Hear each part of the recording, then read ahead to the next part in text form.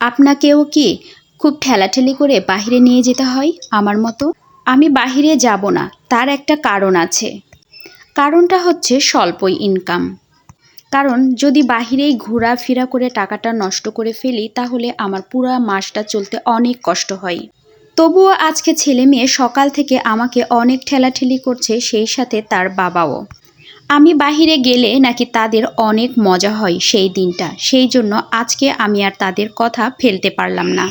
অনেক দিন পরিবারের সাথে আমি একসাথে বের হই না, শুধুমাত্র টাকা একটু বেশি খরচ হয়ে যাবে, আর আমি বাহিরে গেলে সেই দিন খরচের বাজেটটা একটু বেশিই হয়, কারণ বাহিরে খাওয়া দাওয়া হয় আর বাচ্চারা একটু বেশি আবদার করে আমি এসেছি বলে।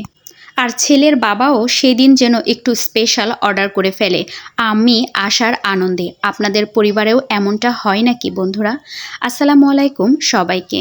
আজকে তাই আমি আমার পরিবারের আবদার রাখতে ওদের সাথে বাহিরে বের হলাম। বাহিরে একটু ঘোরাঘুরি করে এই তো রেস্টুরেন্টে খাওয়ার জন্য চলে আসলাম।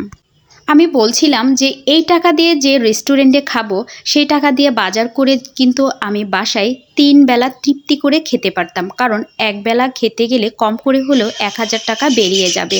কিন্তু কার কথা কে শোনে বলেন? বাচ্চা কাচ্চা বলছে, আম্মু একবারই তো, তুমি তো আর সব সময় যাও না। সেই সাথে তার বাবাও বলল, হ্যাঁ চলো যাই, আজকে যেহেতু বাচ্চারা বলছে।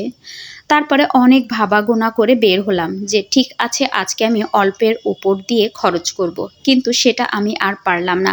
যেই টাকাটা আজকে আমার এই রেস্টুরেন্টে খরচ হয়ে যাচ্ছে, এই টাকা দিয়ে আমি বাজার করে না হও আমি ৪-৫ দিন চালিয়ে নিতে পারতাম। আর যদি একটু ভালো কেনাকাটা করতাম, মানে মাছ মাংস, তাও আমি বাচ্চাদেরকে ৩ বেলা তৃপ্তি করে খাওয়াতে পারতাম এই আইটেমগুলো তৈরি করে। কিন্তু কোনো মতেই তারা কথা শুনলো না, অর্ডার দিয়ে ফেললো।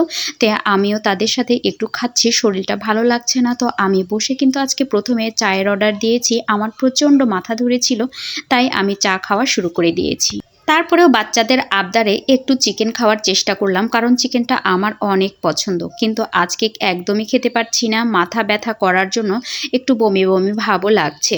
তো বাচ্চারা তৃপ্তি করে খাক, যতটুকু খেতে পারবো খাবো, আর না খেতে পারলে এই তো এগুলো ঠিক প্যাকেট করে নিয়ে নেব। আমার কথা হলো টাকা দিয়ে কিনেছি, এগুলো বাসায় নিয়ে যে যদি গরম করে দিই বাচ্চারা কিন্তু আরেক বেলা সুন্দর করে খাবে। যেহেতু আমরা খেলাম, আর সেই সাথে আমার শাশুড়ির জন্য একটু খাবার পার্সেল নিয়ে নিলাম, আর এই তো ড্রিঙ্কসটাও নিয়ে নিলাম। হয়তো শাশুড়ি এই ড্রিঙ্কসটা খাবে না, বাচ্চাদেরকে দিবে, কিন্তু নিজেরা খেয়েছি। শাশুড়ির জন্য না নিলে কি ভালো লাগে বলেন? তাই শাশুড়ির জন্য নিয়ে নিলাম, আর বাচ্চাকে জিজ্ঞেস করলাম, খুশি হয়েছো? তোমার দাদিমার জন্য নিয়েছি। তো এই ছিল গল্প বাচ্চাদের সাথে। এই যে আমার বাচ্চাও অনেক খুশি হয়ে গেল। তো লাস্টে আমি আরও ১ কাপ চায়ের অর্ডার দিয়েছি, সেই চাটুকু শেষ করে বের হব। ওরা সবাই বের হয়ে গেল। তো চায়ের লাস্ট চুমুকটা অনেক ভালো লাগে। তো প্রিয় বন্ধুরা, তো সবাই ভালো থাকবেন। কথায় কথায় অনেক গল্প করলাম, আজকের মতো বিদায় নিয়ে নিলাম। আল্লাহ হাফিজ।